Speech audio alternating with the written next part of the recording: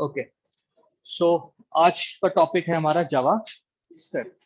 हमने देखा HTML में पेज का स्ट्रक्चर बनेगा, देन हमने CSS में से क्या किया, ब्यूटीफाई किया फॉर्मेटिंग करके। ठीक है जी, राइट। अब हम चाहते हैं कि उसमें कुछ जान डाली जाए, यानी कि वो कोई काम भी करे। अभी तक क्या हो रहा है, जो हम लिख रहे हैं वही आउटपुट में आ रहा है। ठीक है जी, तो वो कोई काम नहीं कर रहा खुद। तो जैसे हम लोग कहते हैं कि डायनामिक, क्या कहते हैं, डायनामिक। तो हम चाहते हैं वो हमारी वेबसाइट क्या हो, डायनामिक हो, वो कोई एक्शन परफॉर्म करे। ठीक है, तो वहां पे हम लोग कौन सी लैंग्वेज यूज करते हैं, जावा स्क्रिप्ट। अब जब मैं आप लोगों को ये वर्ड यूज कर रहा हूँ जावा स्क्रिप्ट, तो शायद आप में से बहुत सारे लोगों ने ये वर्ड सुना हो जावा। ठीक है जी, दोनों का आपस में कोई कनेक्शन नहीं है, याद रखना। जावा स्क्रिप्ट इंटायरली डिफरेंट लैंग्वेज है and Java entirely different language है, ये चीज याद रखना। ठीक है, एंड जावा स्क्रिप्ट किस लिए यूज होती है, अगेन आपने अपने वेब पेज में कुछ इंटरेक्टिव ऐड करना है तो आप क्या यूज करते हो, जावा स्क्रिप्ट यूज करते हो। सबसे पहले मैं एक छोटा सा डेमो आपको दिखा देता हूँ, फिर हम प्रैक्टिकल्स पे और चलेंगे। ठीक है, सो यहाँ पे मैं एक जावा स्क्रिप्ट का कोड इंक्लूड कर रहा हूँ। फॉर दैट हेड सेक्शन के अंदर हम यहाँ पे लेके आ रहे हैं स्क्रिप्ट। ठीक है, then type is equal to text slash javascript। ठीक है, राइट। अब इस स्क्रिप्ट के अंदर आप जो भी अपना कोड लिखोगे that will be considered as JavaScript. ठीक है, अब जैसे यहाँ पे मैं सबसे पहले एक सिंपल मैसेज लिख रहा हूँ, अलर्ट। ठीक है, alert parenthesis start parenthesis close, ये इनबिल्ट फंक्शन है जो पहले से जावास्क्रिप्ट में बना हुआ है। इसमें मैं डबल कोट्स में जो भी मैसेज दिखाना चाहता हूँ दिखा सकता हूँ। So let's just welcome to my site. ठीक है, राइट। सो अब अगर हम लोग अपने फोल्डर में जाएं तो ये मेरी फाइल थी। अब अगर हम इसे डबल क्लिक करेंगे तो आप देखेंगे यहाँ पे एक बॉक्स है। अरे बात समझ, तो ये ऐसा इसे हम पॉपअप बॉक्स कह सकते हैं, अलर्ट बॉक्स है, बहुत सारे बॉक्सेस हैं। ठीक है जी, राइट, टाइप के बॉक्सेस हैं। तो वो सब हम किसके अंदर करते हैं, जावा स्क्रिप्ट के अंदर करते हैं। ठीक है जी, सो पहला सिंटेक्स नोट करो, script type is equal to text slash JavaScript. ठीक है जी, एंड अलर्ट बॉक्स। ठीक है, मैं इसका कॉपी भी कर लेता हूँ एंड आई गिव यू।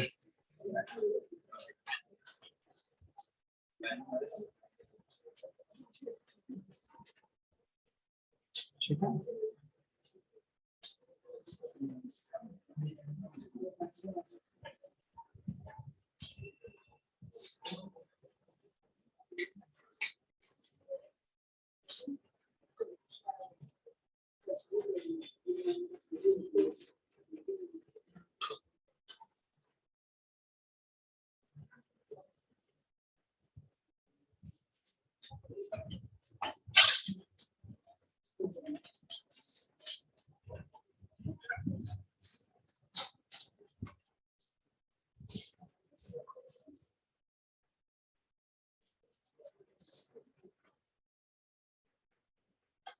कर लिया।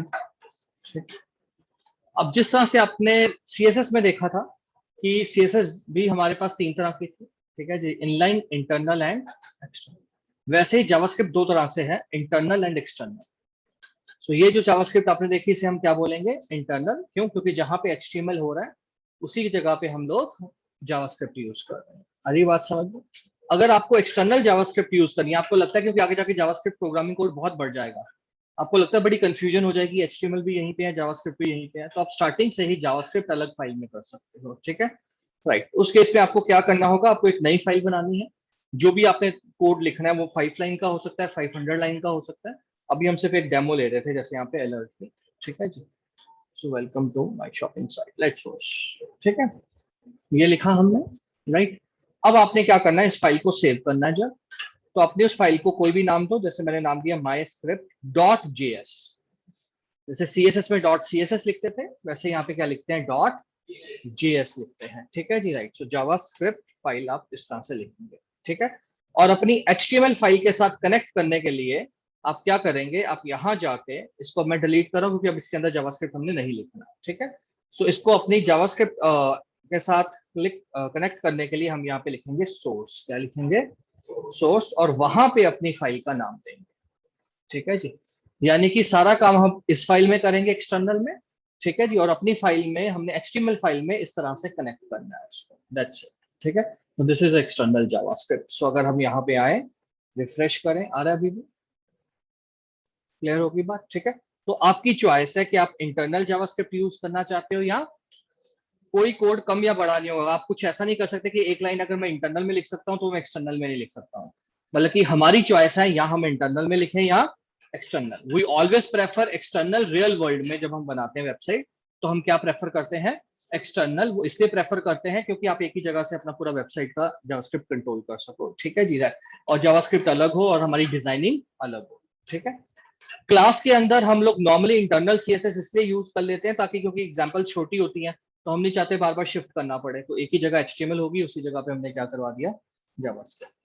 क्लियर है यहाँ तक? ठीक है। तो जैसे कि मैंने कहा स्टार्टिंग में कि जो जावास्क्रिप्ट है वो बेसिकली क्या है, स्क्रिप्टिंग लैंग्वेज है। स्क्रिप्टिंग हम प्रोग्रामिंग को ही बोलते हैं। प्रोग्रामिंग का जो लाइटर वर्जन है ऑनलाइन, उसे हम क्या बोलते हैं, स्क्रिप्टिंग बोल देते हैं, ठीक है जी, राइट। सो डायनेमिक, अब जब हम वर्ड यूज करते हैं तो डायनेमिक का मतलब है कि कुछ ना कुछ प्रोसेसिंग होगी। कस्टमर इनपुट देगा, वो इनपुट हम कलेक्ट करेंगे, फिर उसके ऊपर हम कुछ काम करेंगे और फिर उसकी क्या देंगे, हम आउटपुट देंगे, ठीक है जी। अब जो कस्टमर इनपुट देगा उसे हम क्या बोलते हैं, डेटा। क्या कहते हैं, डेटा। आ रही है बात समझ में? अब जो भी डेटा वो इनपुट करेगा, पहले आपको उसको स्टोर करवाना है, फिर आपको उसको प्रोसेस करवाना है और फिर कस्टमर को क्या दिखानी है, आउटपुट। आ रही है बात समझ में? ठीक है जी।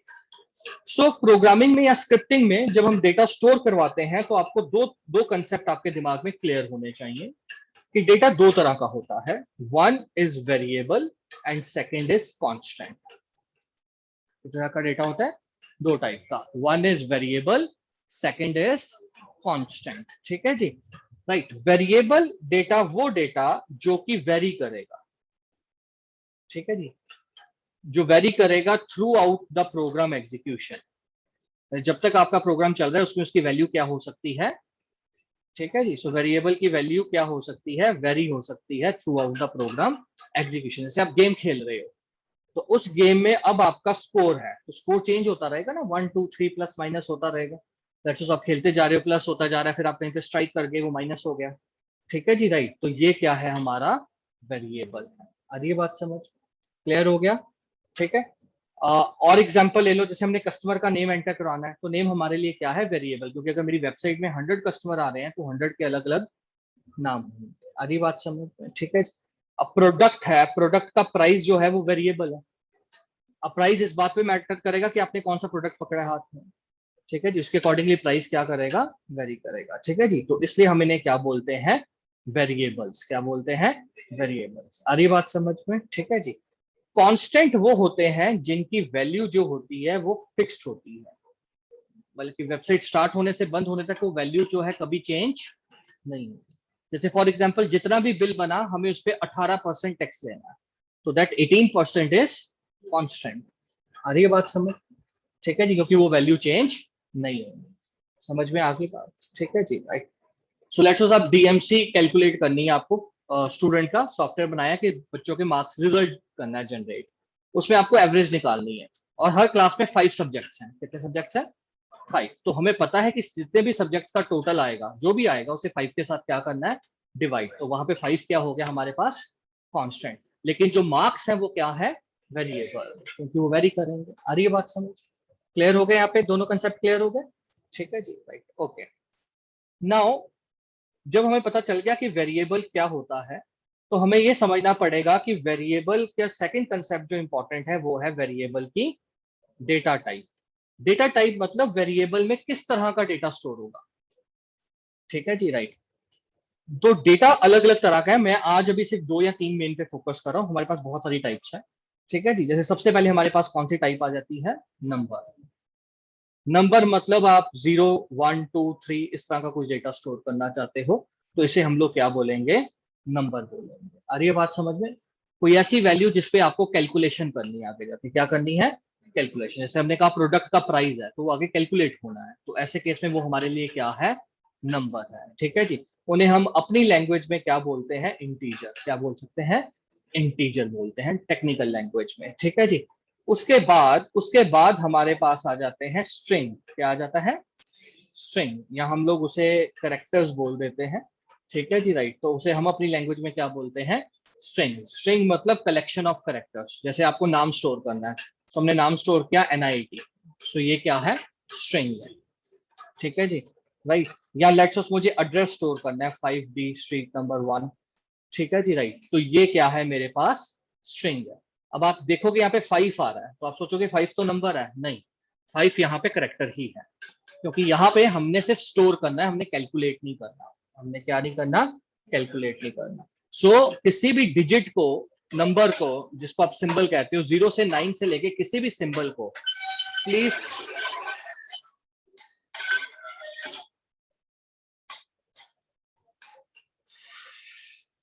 ध्यान से देखो, 0 से लेके, ध्यान से समझना, 0 से लेके 9 तक जितने भी सिंबल्स हैं, मैं ना वर्ड करेक्टर यूज कर रहा हूं या नंबर, मैंने क्या वर्ड यूज किया, सिंबल। 0 से लेके 9 तक जितने भी सिंबल्स हैं, अगर आपका मकसद सिर्फ उन्हें स्टोर करना है तो वो करेक्टर कहलाएंगे, अगर आपका मकसद उन्हें कैलकुलेट करना है तो वो क्या कहलाएंगे, नंबर्स। आ रही है बात समझ में?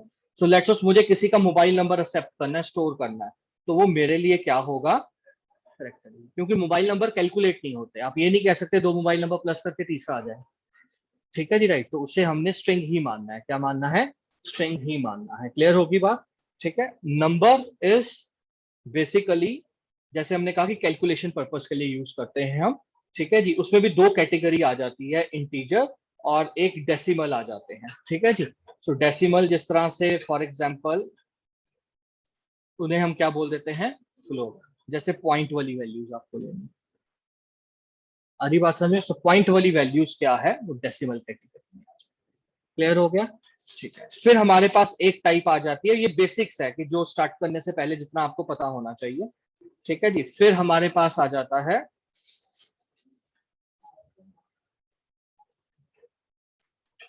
बूलियन। क्या आ जाता है, बूलियन। जब हमें आंसर स्टोर करना है ट्रू या फॉल्स में, तीसरी कोई वैल्यू नहीं, इधर ट्रू और, तो बहुत सारे ऐसे हमारे सिस्टम है जहां पे हमें आंसर ट्रू या फॉल्स में चाहिए। फॉर एग्जांपल शॉपिंग साइट है, किसी ने ऑर्डर किया, पेमेंट हो गई या नहीं हुई, ट्रू या फॉल्स। ऑर्डर डिस्पैच हुआ कि नहीं हुआ, ट्रू या फॉल्स। एनआईटी पे ले लो, फॉर एग्जांपल फीस पे हुई कि नहीं हुई, ट्रू या, एग्जाम हुआ कि नहीं हुआ, ट्रू या, ठीक है, सर्टिफिकेट जनरेट हुआ कि नहीं हुआ, ट्रू या फॉल्स। आ रही है बात समझ में? सो इस तरह की वैल्यू हम किस में ले लेते हैं, बुलियन टाइप में ले लेते हैं। सो क्लियर हो गया आप सबको? क्लियर है? ठीक है जी, राइट। सो ये मिनिमम डेटा टाइप्स है जिनके साथ हमें स्टार्ट करना है, ठीक है, राइट। सो मैं रिपीट कर रहा हूं, बहुत इंपॉर्टेंट पार्ट हमने आज डिस्कस किया। अगर ये नहीं समझ में आया होगा तो आप फिर प्रोग्रामिंग या स्क्रिप्टिंग नहीं कर सकते, ये बेस है, ठीक है। और जैसे जैसे आप प्रैक्टिकल करते रहोगे ये चीजें और क्लियर होती रहेंगी, ठीक है, राइट। सो जो भी डेटा हमने कहा, जो भी डेटा हम कस्टमर से लेंगे वो 2 कैटेगरी में आएगा, या तो वेरिएबल या कांस्टेंट। डेटा 2 था, जो नहीं, जो कस्टमर से लेंगे, क्योंकि अगर कस्टमर से लेंगे तो कांस्टेंट नहीं है ना, ठीक है जी, राइट। सो डेटा 2 टाइप का मैंने डिस्कस किया, एक वेरिएबल और एक कांस्टेंट।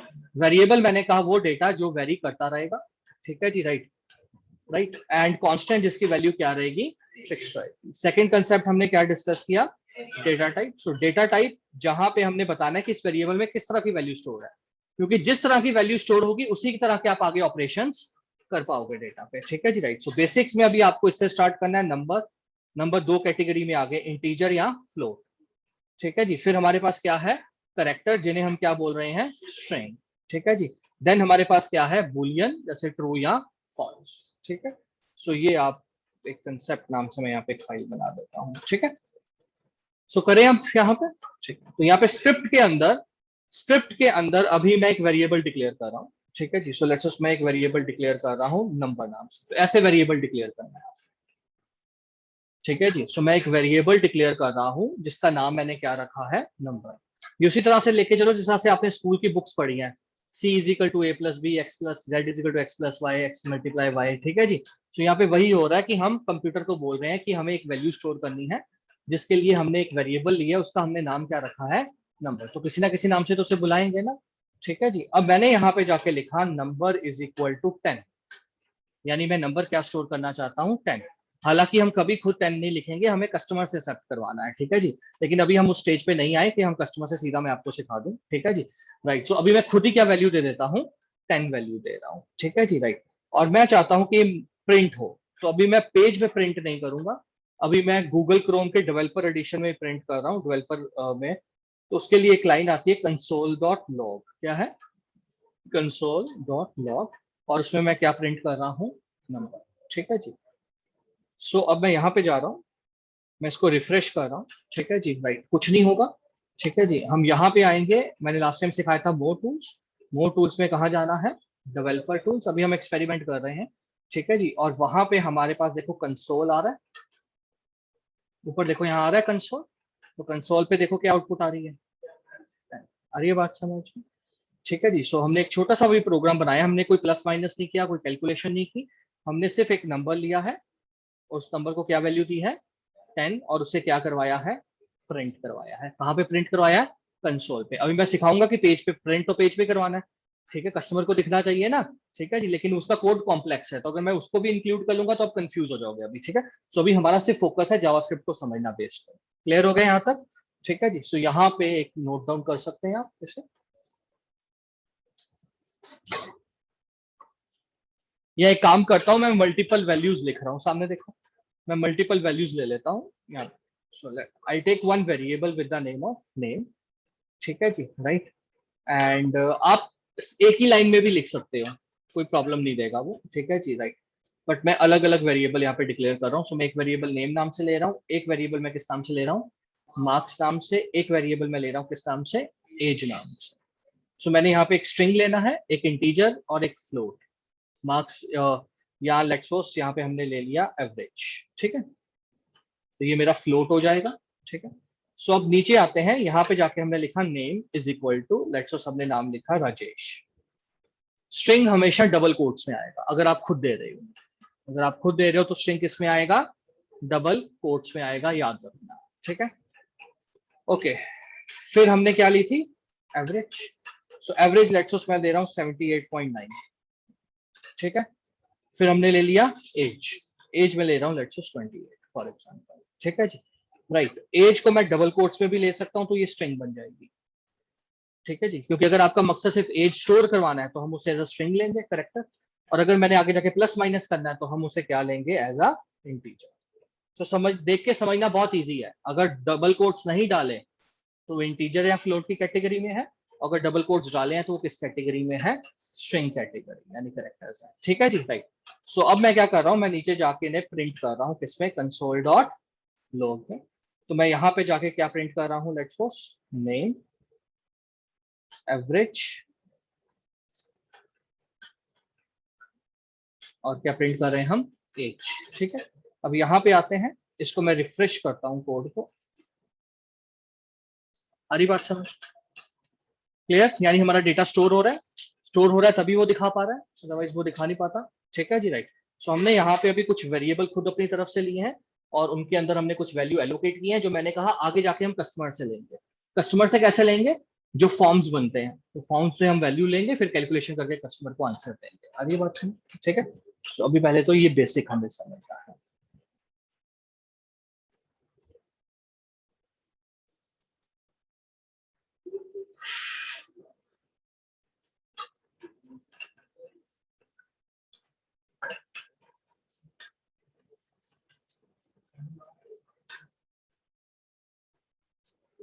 कर लिए यहाँ, ठीक है।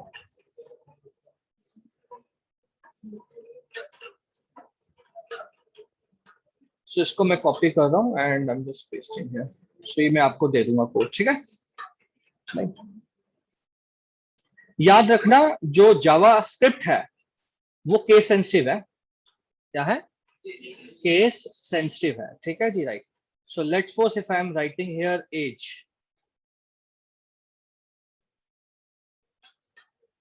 एरर दे रहा है एज में, क्या एरर दे रहा है, एज इज नॉट डिफाइंड, ठीक है जी, राइट। सो क्योंकि आपने ए छोटा लिखा था और नीचे आपने कहा उसने कैपिटल लिख दिया, ठीक है। तो अब HTML या CSS की तरह नहीं चलेगा, अब अगर आपने कोई रोल ब्रेक किया तो आपका प्रोग्राम नहीं चलेगा, आउटपुट नहीं आएगी, फिर आपको कंसोल में जाके एरर चेक करना है, अगर आउटपुट नहीं आ रही तो कंसोल में जाके एरर चेक करो क्यों नहीं आ रहा, ठीक है। क्लियर होगी बात, ठीक है। तो यहाँ पे आपको प्रॉब्लम आएगी अगर आप गलत लिख रहे हो तो, ठीक है। जैसे आप देख रहे हो कि मैं हर लाइन किससे एंड कर रहा हूँ, सेमीकोलन, यहाँ पे हर लाइन सेमीकोलन से एंड होगी, बट जावास्क्रिप्ट में ये ऑप्शनल है, अगर आप नहीं करोगे तो अपने आप सेमीकोलन ऐड कर देगा, but it is always a good practice कि आप सेमीकोलन लगाओगे। क्लियर हो गया, ठीक है। अब जो जावास्क्रिप्ट है वो बेसिकली जावास्क्रिप्ट जो है वो बेसिकली इवेंट बेस पे काम करता है। किस बेस पे? इवेंट मतलब किसी एक्शन पे। एक्शन मतलब जैसे बटन को क्लिक करना, राइट क्लिक करना, लेफ्ट क्लिक करना। आप चाहते हो मैं बटन को डबल क्लिक करूं तब ये काम हो, मैं बटन को सिंगल क्लिक करूं तब ये काम हो। ठीक है जी, तो इसे हम लोग क्या बोलते हैं? एक्शन। ठीक है। अब जैसे फॉर एग्जाम्पल ध्यान से देखना, मैं चाहता हूं बॉडी टैग के अंदर मैं यहाँ पे एक फॉर्म लेके आ रहा हूं। ठीक है, क्लियर? और फॉर्म के अंदर मैं लेके आ रहा हूं input type is equal to button. ठीक है जी, राइट। और मैं वैल्यू कर रहा हूं यहाँ पे, कोई भी वैल्यू लिख दीजिए। ठीक है जी, लेट्स मैं लिख रहा हूँ क्लिक, दैट्स इट। ठीक है, अब हम इसे रिफ्रेश करते हैं। आ रहा है बटन, साथ में ही आंसर भी आ रहा है। मैं चाहता हूं कि ये तब चले जब मैं बटन को क्या करूं? क्लिक करूं। ठीक है जी, तो सबसे पहले तो आपको अपने कोड को एक नाम देना पड़ेगा। ठीक है जी, प्रोग्रामिंग में हम इसे बोलते हैं फंक्शंस। क्या बोलते हैं? फंक्शन। सो लेट्स सपोज ये मेरा कोड एक काम कर रहा है, एक तरह का काम कर रहा है, तो मैं इसे एक तरह का फंक्शन बनाऊंगा। तो कैसे फंक्शन बनाते हैं? पहले क्या लिखते हैं? फंक्शन। और फिर उसे कोई नाम देते हैं, जैसे मैंने क्या नाम दिया? डिस्प्ले। ठीक है जी, राइट। कर्ली ब्रेसेस स्टार्ट यानी यहाँ से फंक्शन स्टार्ट हो रहा है, और यहाँ पे कर्ली ब्रेसेस क्लोज यानी कि यहाँ पे फंक्शन खत्म। मतलब कि ये एक जो मैंने काम किया है, ये 4-5 लाइनें जो मैंने यहाँ पे लिखी है, 7 लाइनें जो एक काम कर रही हैं, उनको अब आगे से हम किस नाम से बुला सकते हैं? जो भी नाम आप देना चाहते हैं, ये आपकी मर्जी है। बट यहाँ पे फंक्शन ही लिखना है। क्या लिखना है?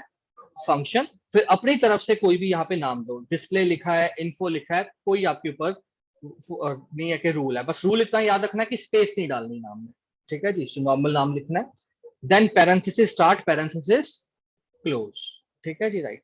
सो ये मेरा फंक्शन है। अब मैं चाहता हूं ये फंक्शन तब चले जब मैं बटन को क्या करूं? क्लिक करूं। तो यहाँ पे बटन के पास आगे आके हम क्या लिखेंगे? On click. क्या लिखेंगे? On click is equal to कौन सा फंक्शन चले? डिस्प्ले फंक्शन चले। आ रही है बात समझ में?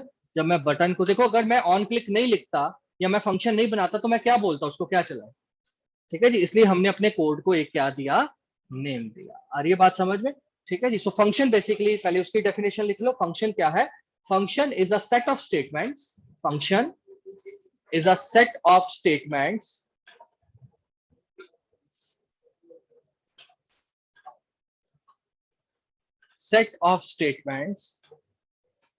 that performs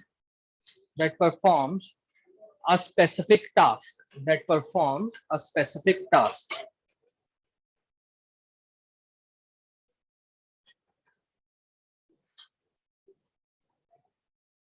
यहां तक क्लियर है सबको? क्लियर है यहां तक? ठीक है, ओके। सो अब हम यहाँ पे क्या कर रहे हैं? हमने हाँ वो एक चेंज कर लेते हैं हम। ठीक है, तो यहाँ पे ऑन क्लिक पे हम लोग यहाँ पे क्या लिख रहे हैं? तो डेफिनेशन हमने लिख ली। So function is a set of statement that perform a specific task. ठीक है, अब हम पहले चेक करते हैं कि क्या हमारा कोड रन कर रहा है। सो मैं इसको रिफ्रेश करता हूँ, ये देखो यहाँ से आउटपुट चली गई। ये हमने दिखानी भी नहीं है, तो सिर्फ तुम्हें दिखाने के लिए हमने ऑन किया हुआ है, कस्टमर को ये ऑन नहीं करा। सर क्लिक ऑन क्लिक आ रहा है, इवेंट है। ठीक है जी, ऑन क्लिक क्या है? इवेंट है कि जब आप क्लिक करोगे तब ये चलेगा।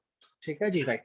वैसे ही फॉर एग्जाम्पल यहाँ पे अगर मैं लिख दूं ऑन माउस ओवर, ये भी एक इवेंट है कि जब मैं माउस ऊपर लेके आऊं तब चले। मैं रिफ्रेश कर रहा हूँ खाली, अब ध्यान से देखना, मैं माउस लेके आ रहा हूँ, मैंने क्लिक नहीं किया, चल पड़ा।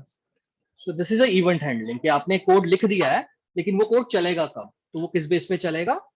इवेंट बेस पे चलेगा। ठीक है जी, राइट। और इवेंट हमने बताना है कंप्यूटर को कि किस इवेंट में हमने कोड चलाना है। ठीक है जी, राइट।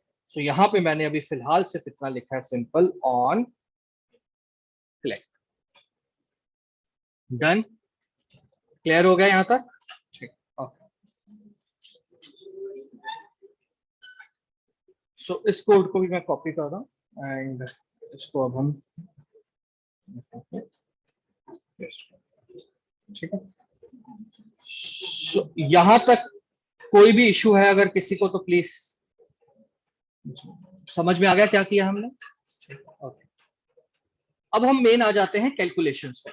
मेन काम पे हमें पता लग गया, वेरिएबल्स आ गए। ठीक है जी, अब मेन काम क्या है? डायनेमिक, यानी कुछ ना कुछ कैलकुलेशन करें अब हम। ठीक है जी, सो कैलकुलेशन करने के लिए हमारे पास सिंबल्स हैं कुछ, ठीक है जी, जिन्हें हम लोग बोलते हैं ऑपरेटर्स। क्या बोलते हैं? ऑपरेटर्स। सबसे पहले हमारे पास है अर्थमेटिक ऑपरेटर। कौन सा? Arithmetic operator. अगर आपको अर्थमेटिक कैलकुलेशंस करनी है तो उसमें हमारे पास है plus, minus, multiply, divide, modulus. ठीक है जी, नॉट परसेंटेज। देखने में आपको परसेंटेज लगेगा लेकिन इसे मॉड्यूलस बोलेंगे। जैसे ये डिवाइड है तो ये क्वेश्चन देगा, ये रिमाइंडर देगा। ठीक है जी। सो लेट्स सपोज अगर आप ये ऑपरेटर लगा रहे हो और आप दो नंबर डिवाइड कर रहे हो, जैसे 10 डिवाइडेड बाय 2, तो आंसर विल बी 5। ठीक है जी। But if you say 10 modulus 2, answer will be 0 because reminder 0 आ रहा है। ठीक है जी। सो अगर आपको रिमाइंडर चाहिए तो मॉड्यूलस ऑपरेटर। ठीक है जी, राइट। अगर क्वेश्चन चाहिए तो ये वाला डिवाइड ऑपरेटर। अगेन उन लोगों के लिए जिन्होंने पहली बार से यूज किया। सो करके देखें आप। ठीक है, चलो। सो अब मैं क्या करता हूँ, सामने देखना। अब मैं यहाँ पे चलता हूँ एंड मैं दो वेरिएबल डिक्लेयर कर लेता हूँ। वेरिएबल नंबर 1, वेरिएबल अगर एक ही टाइप के दोनों वैल्यू है तो आप कॉमा डाल के भी यहाँ पे बोल सकते हैं, नंबर 1, नंबर 2। और यहाँ पे मैं एक वेरिएबल ले लेता हूँ, किस नाम से? आंसर। ठीक है जी, राइट। सो अभी मैं खुद ही ले लेता हूँ। Number 1 is equal to let's suppose 10, number 2 is equal to 30, answer is equal to number 1 plus number 2। Clear होगी बात? And then console dot log. Clear? Clear. So हमने तीन वेरिएबल लिए। पहले में पहली वैल्यू स्टोर की, दूसरे में दूसरी वैल्यू, और तीसरे में हमने दोनों को क्या कर दिया? प्लस कर दिया। ठीक है जी, राइट। और इसमें स्टोर कर दिया और हमने इसको दिखा दिया। ठीक है, अब हम यहाँ पे चलते हैं ब्राउजर पे। अब हम इसको रिफ्रेश करते हैं। अब मैं कॉल मी पे क्लिक करूंगा, आ रहा आउटपुट। आ गया हमारे पास 40। क्लियर है यहाँ तक? ठीक है जी, राइट। सो ये हमने क्या किया, हमने कैलकुलेशन करके ही आउटपुट स्टोर किया। ठीक है। इसी तरह से हमने क्या कहा, आप कौन सा ऑपरेटर यूज कर सकते हो? अगर माइनस करना है तो माइनस, मल्टीप्लाई करना है तो मल्टीप्लाई, डिवाइड एंड मॉड्यूलस। तो ये सब आप लैब में अब करके देखेंगे। ठीक है जी। सो मैं इनको आगे यूज करूंगा, तो बहुत जगह पे आप इसे यूज कर सकते हैं। सो ये ऑपरेटर समझ में आ गया, अर्थमेटिक। ठीक है, अब थोड़ा सा इसको और डायनेमिक करते हैं। ठीक है, अब मैं क्या करने लगा हूं, मैं फॉर्म में जा रहा हूँ। ठीक है जी, राइट। और मैं यहाँ पे एक इनपुट बॉक्स लेके आ रहा हूँ। Input type is equal to text. ठीक है, और मैं यहाँ पे जाके लिख रहा हूँ place holder is equal to enter first. सिखाया हुआ है ना? ओके। फिर हमने क्या लगा दिया? Break time. और एक यूनिक इसे मैं नाम देने के लिए कोई भी एक नाम दे दूंगा। अरे ये बात समझे? मैंने इसको N1 नाम दे दिया। ठीक है, इसी कोड को मैं यहाँ पे कॉपी कर रहा हूँ। ठीक है, और यहाँ पे आके हम लिख रहे हैं एंटर सेकेंड नंबर। ठीक है, और इसको मैंने यहाँ पे क्या आईडी दे दिया? नंबर 2। ठीक है, अब हम यहाँ पे इसे रिफ्रेश करते हैं। ठीक है, पहले तो दिख रहा ही है। ठीक है, ठीक है। सो दो टेक्स्ट बॉक्स है, मैं चाहता हूं जो नंबर मैं एंटर करूं वो प्लस हो। मेन तो यही काम करना था हमने। तो अब आपको यहां तक आइडिया हो चुका है वेरिएबल का कि डेटा अब हमने क्या करना है, जो कस्टमर डेटा टेक्स्ट बॉक्स में डालेगा वहां से रिट्रीव करना है, और फिर जाके उसको हमने वेरिएबल में स्टोर करना है, और फिर हमने उसे कैलकुलेट करा के कस्टमर को क्या दिखानी है? आउटपुट दिखानी है। समझ में आ गई बात? ठीक है। सो अब हम क्या करने जा रहे हैं, अब हम अपने प्रोग्राम में जा रहे हैं। अब हम यहाँ पे 10 नहीं लिख सकते। क्या नहीं लिख सकते? 10, क्योंकि कस्टमर से डेटा लेना है। ठीक है जी, राइट। ओके, सो पहले तो मैं तुम्हें सिंपल डेटा ले लूं। इस एग्जांपल को भी थोड़ा अभी होल्ड पे डालते हैं। सो मैं यहाँ पे लिख रहा हूं enter your name, that's it. ठीक है, पहले सिंपल करते हैं, एक एग्जांपल लेते हैं फिर आगे चलेंगे। ठीक है जी, एंड मैं यहाँ पे एक वेरिएबल ले रहा हूँ, किस नाम से? नेम। ठीक है, इसको हमने आईडी दिया हुआ है N1, कोई भी दे दो, तुम्हारी मर्जी है। ठीक है जी, अब हम इस टेक्स्ट बॉक्स से डेटा कैसे उठाएंगे?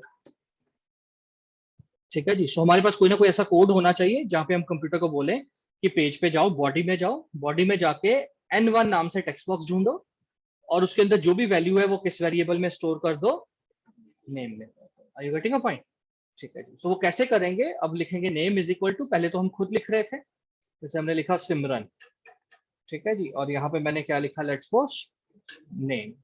तो अभी इस बात से कोई फर्क नहीं पड़ेगा कि मैं यहाँ पे जाके क्या लिख रहा हूँ, जब मैं क्लिक नहीं करूंगा वो यहाँ पे क्या दिखाएगा, सिमरन ही दिखाएगा। आ रही बात समझ में? तो क्यों दिखाएगा? क्योंकि हमने नेम में क्या स्टोर करवाया है, सिमरन। हमें ये हटाना है, ठीक है। अब हम खुद नहीं दे रहे। तो सबसे पहले तो हमने कंप्यूटर को बताना है कि बॉडी में जाओ। कहाँ पे जाओ? बॉडी में। तो जावास्क्रिप्ट में, एचटीएमएल में जिसे आप बॉडी कहते हो, जावास्क्रिप्ट में हम उसे बोलेंगे डॉक्यूमेंट। क्या बोलेंगे? डॉक्यूमेंट। इसको आपने लिखना है डॉक्यूमेंट, ठीक है जी। फिर आपने यूज करना है डॉट ऑपरेटर। कौन सा ऑपरेटर? कि अभी अंदर जाना है। अब अंदर जाके क्या करना है, गेट एलिमेंट बाय आईडी। एक एलिमेंट ढूंढो, मैं आपको उसका आईडी देता हूं। आ रही है बात समझ में? ठीक है जी, राइट। सो मैं यहां पे उसका क्या दूंगा, आईडी। इस नाम का क्या ढूंढो, आईडी ढूंढो। और उस आईडी में डॉट, उस आईडी में बहुत कुछ है, प्लेस होल्डर है, टाइप है, आईडी है, बहुत सारी चीजें हैं, फॉन्ट हो सकता है। उसमें से सिर्फ क्या रिट्रीव करो, उसकी वैल्यू रिट्रीव कर लो। आ रही है बात समझ? क्लियर हो गया? सो हमने कहा पेज पे जाओ। सो पेज जब भी रेफर करना है, बॉडी जब भी रेफर करना है, क्या लिखना है, डॉक्यूमेंट। ठीक है जी। कुछ भी ढूंढना है तो पहले उसको आईडी दे देना है, यूनिक उस एलिमेंट को। फिर कौन सा फंक्शन कॉल कर देना है, गेट एलिमेंट बाय आईडी। ठीक है जी। और फिर वो आईडी दे देनी है, किस आईडी से ढूंढो। एंड डॉट, क्योंकि हम टेक्स्ट बॉक्स ले रहे हैं तो टेक्स्ट बॉक्स की वैल्यू के लिए क्या लिखते हैं, वैल्यू। तो यहाँ पे हमेशा चेंज होगा डिपेंडिंग अपॉन आपने क्या रिट्रीव करना है। अगर आपने टेक्स्ट बॉक्स की वैल्यू रिट्रीव करनी है तो यहाँ पे आप वैल्यू लिखोगे। समझ में आ गई बात? ठीक है। अब हम यहाँ पे चलते हैं कोड पे, हम इसे रिफ्रेश करते हैं। ठीक है जी। और मैं यहाँ पे लिखता हूँ लेट्स सपोज विनय है हमारे पास। क्लियर हो गया? ठीक है जी। मैं लेट्स सपोज यहाँ पे लिख रहा हूँ जीवन। ठीक है, वेरिएबल है ना, वैल्यू चेंज होती है। ठीक है।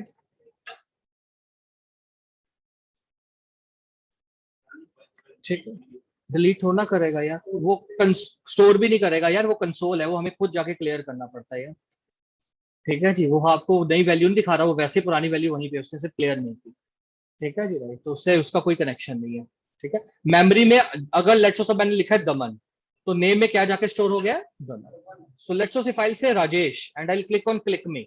सो मेमोरी में से दमन डिलीट हो जाएगा, राजेश आ जाएगा, क्योंकि एक वेरिएबल सिर्फ एक वैल्यू स्टोर कर सकता है, याद रखना। तो जब नई वैल्यू आएगी तो पुरानी क्या हो जाएगी, डिलीट।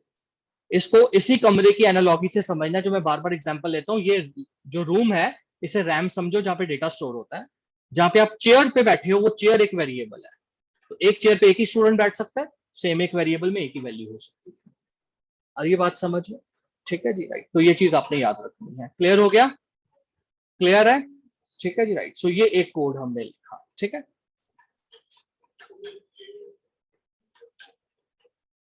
ठीक।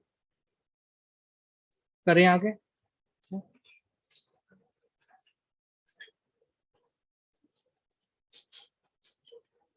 ठीक है। सो अब हम अगले कंसेप्ट पे चलते हैं। नो, अब अगला कंसेप्ट क्या है? अगला कंसेप्ट है हमारे पास कि मुझे कैलकुलेशन करनी है। क्या करनी है? कैलकुलेशन। सो हम वापस अपने पुराने कंसेप्ट पे आते हैं। यहाँ पे मैं लिखता हूँ एंटर फर्स्ट नंबर। ठीक है जी। इसी को कॉपी कर लेते हैं। ठीक है, ध्यान से देखना।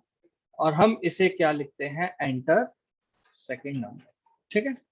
और मैंने यहाँ पे n1 की जगह क्या दे दिया, एंटर। तो दो आईडीज हो गए, अलग यूनिक होने चाहिए आईडीज। ठीक है जी। अब हम यहाँ पे गए, मैंने यहाँ पे अभी दो तीन वेरिएबल ले लिए। ठीक है। एक नंबर 1 के लिए, एक नंबर 2 के लिए, और एक आंसर के लिए। ठीक है जी। सो हमने यहाँ पे जाके कहा नंबर 1। ठीक है जी। n1 जाके ढूंढो। ठीक है। फिर हमने इसको यहां से कॉपी किया और हमने कहा n2। ठीक है। नंबर 2 में n2 की वैल्यू डाल दो। फिर मैंने कहा answer is equal to number 1 plus. Clear? ठीक है जी। और मैंने यहाँ पे जाके क्या लिखा, आंसर। तो बड़े ध्यान से देखना। ठीक है। मैं यहाँ ओके, हम इसे रन करते हैं। ठीक है। मैं यहाँ लिखता हूँ 20 और हम यहाँ पे लिखते हैं 30। अब मैं यहाँ पे क्या क्लिक कर रहा हूँ, क्लिक। आंसर क्या आ रहा है, 2030। बोलने में आएगा 2030। ठीक है जी। बड़े ध्यान से समझना। मैंने तो प्लस ही किया है ना, लेकिन उसने कंकैटिनेट कर दिया। क्या कर दिया, यानी इकट्ठा कर दिया, ठीक है। ऐसा क्यों? क्योंकि कंप्यूटर में जावास्क्रिप्ट के लिए बाय डिफॉल्ट जो डेटा टाइप होती है वेरिएबल की, वो होती है स्ट्रिंग। क्या होती है? स्ट्रिंग। तो पिछली बार जब मैंने नेम एंटर किया था तो नेम क्या था? स्ट्रिंग। और नेम नाम के वेरिएबल में जब नेम गया तो वो भी क्या बन गया? स्ट्रिंग बन गया। अभी हुआ क्या कि जो मैंने नंबर एंटर किया 20, उसको कंप्यूटर ने क्या समझा है? स्ट्रिंग। क्या समझा है? स्ट्रिंग, ठीक है जी। दूसरा नंबर भी कंप्यूटर ने क्या समझा है? स्ट्रिंग। तो जब आप दो स्ट्रिंग प्लस करते हो तो ये मतलब कंप्यूटर के लिए उसका मतलब होता है कनकैटिनेट कर दो, यानी इकट्ठा कर दो। और ये बात समझ में? सो अगर आपको कैलकुलेशन करनी है तो पहले आपको कंप्यूटर को बताना पड़ेगा कि इसे नंबर ट्रीट करना है। क्या ट्रीट करना है? क्योंकि याद रखो हमने कहा कि हमारे पास मल्टीपल डेटा टाइप्स होती हैं। तो जब हमारे पास मल्टीपल डेटा टाइप होंगी और हम कंप्यूटर को नहीं बताएंगे ये कौन सी डेटा टाइप है, तो कंप्यूटर कोई ना कोई तो डिफॉल्ट उठाएगा ना।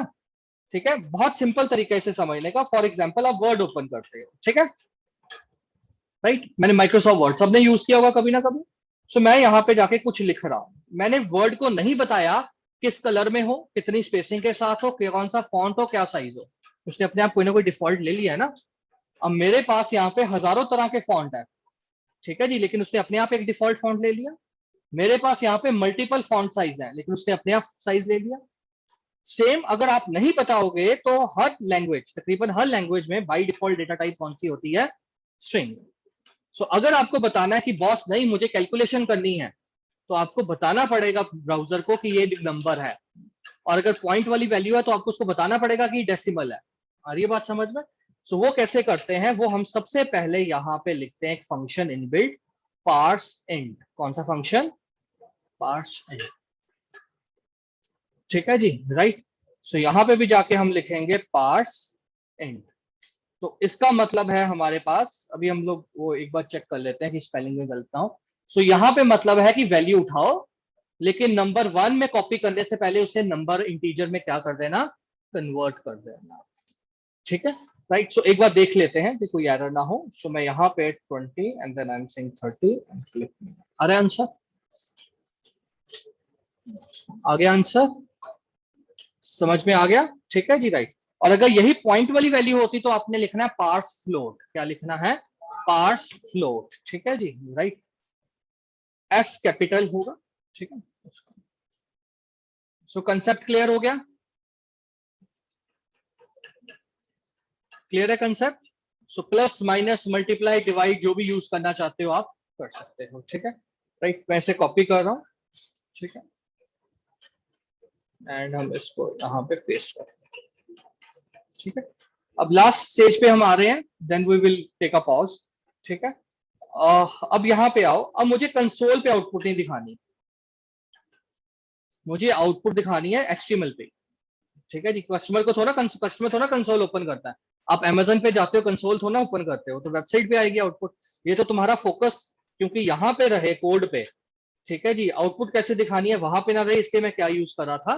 कंसोल, ठीक है। अब यहाँ तक क्योंकि अब आपको कंसेप्ट पता चल गया, तो अब आप बाहर आते हैं इसको, ठीक है जी। अब मुझे आउटपुट दिखानी है। अब आउटपुट दिखाने के दो तीन तरीके हैं मेरे पास। पहला कि मैं यहाँ पे एक और टेक्स्ट बॉक्स ले आऊं, ठीक है जी, राइट। और यहाँ पे मैं लिख रहा हूँ रिजल्ट। क्या लिख रहा हूँ?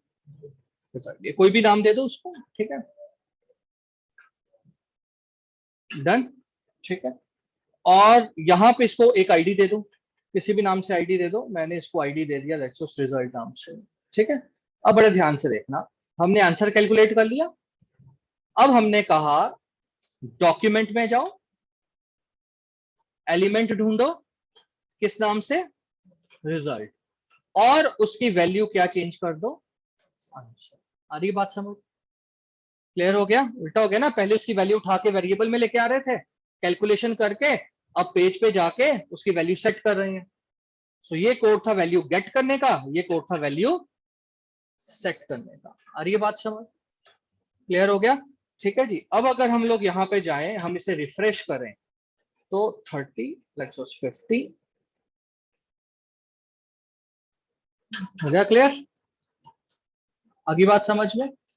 ठीक है जी, राइट। सो ये हमने याद रखना है हमेशा, ठीक है जी। सो दो तरीके हैं दिखाने के, मैं दोनों एक ही लाइन में लिखवा रहा हूँ, सो पहले देख लेना, ठीक है। एक है कि मुझे किसी बॉक्स में ही आउटपुट दिखानी है, एक है मुझे बॉक्स में नहीं दिखानी, लेट्स सपोज मेरे पास कोई हेडिंग है उसमें मुझे दिखानी है, ठीक है, या पैराग्राफ है उसमें दिखानी है, ठीक है। अभी मैं इसको ब्लैंक रख रहा हूँ तो आउटपुट पे नहीं आएगा, तो मैं इसको भी एक आईडी दे रहा हूँ, यूनिक आईडी देता हूँ, उधर रिजल्ट दिया था, इधर क्या देता हूँ, आंसर। आपने दोनों में से एक यूज करना है, दोनों नहीं, मैं तुम्हें दो तरीके दिखा रहा हूँ आउटपुट सिखाने के, ठीक है। सो अब यहाँ पे देखो, अब इसी को मैं कॉपी कर रहा हूँ, ठीक है जी, यहाँ पे पेस्ट कर रहा हूँ, रिजल्ट की जगह क्या लिख रहा हूँ, आंसर, और वैल्यू की जगह, ठीक है जी, लिखना है इनर HTML, यानी स्टैक के अंदर दिखानी है वैल्यू। आ रही है बात समझ में, राइट। याद रखना, for text boxes, for forms it is a value, लेकिन अगर आपको कोई HTML के टैग के अंदर दिखानी है वैल्यू, तो फिर आपने क्या लिखना है, इनर HTML। सो बड़े ध्यान से देखना ऊपर, ठीक है जी। अब देखना 20 40, लेट्स से समझ में आ गई, क्लियर। सो अगर तो फॉर्म में ही आउटपुट दिखानी है तो फिर क्या यूज करना है, वैल्यू, ठीक है जी, राइट। और अगर हमने टैग में दिखानी है तो क्या यूज करना है, इनर HTML, ठीक है जी, राइट। उसको बाकी आप जो भी करना चाहते हो, इनलाइन स्टाइल या CSS लगा के कर सकते हो, जैसे मैंने यहाँ पे लिख दिया कलर, राइट, ठीक है। सो लेट्स से 40, डन, ठीक है। सो इसको एक बार गो थ्रू कर लो, यहाँ पे अब हम थोड़ा सा पॉज ले रहे हैं।